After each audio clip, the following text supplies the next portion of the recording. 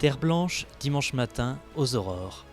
Le début d'une journée marathon, celle de l'équipe de Bondu, engagée comme 15 autres dans le trophée Gounouillou 2019.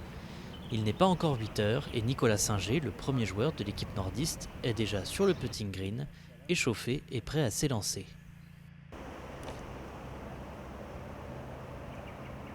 Au moment où il entame ce deuxième jour des qualifications, son coéquipier Adrien De Villers arrive au practice. Pour l'encadrement de l'équipe, la logistique est primordiale.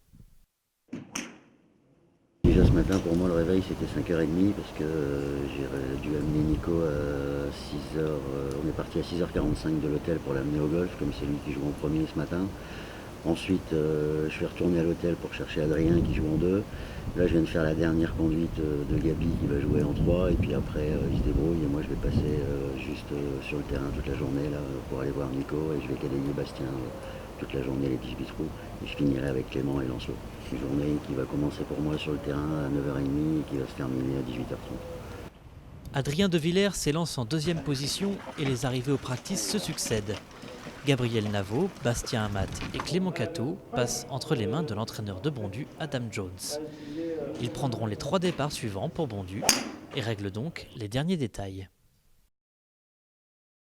Il y a 2 rôles. Il y a le rôle dans l'échauffement d'abord, au début, où je reste avec les joueurs sur le practice, sur le putting green, et j'essaie de les préparer au mieux pour jouer.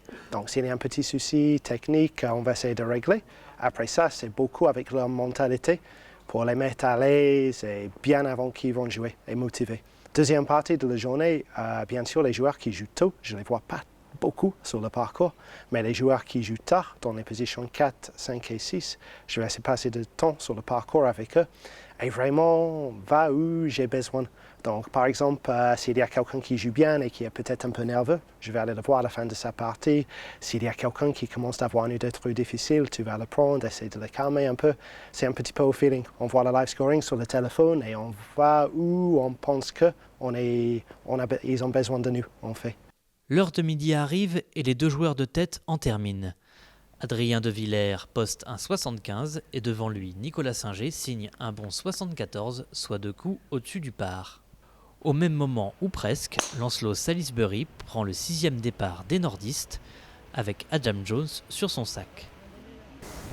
Pour moi, quelque part entre les 2 bunkers, si tu peux le faire, c'est l'idéal pour wedge putt. Quelques heures plus tard, Salisbury en termine avec une carte de 75 sous les yeux de tous ses coéquipiers, réunis autour du green du 18. La fin d'une journée sans temps mort pour l'équipe de Bondu, qui devra revenir en forme dès le lendemain, car en prenant la 10e place de cette qualification, ils devront passer par les barrages pour espérer se maintenir dans l'élite.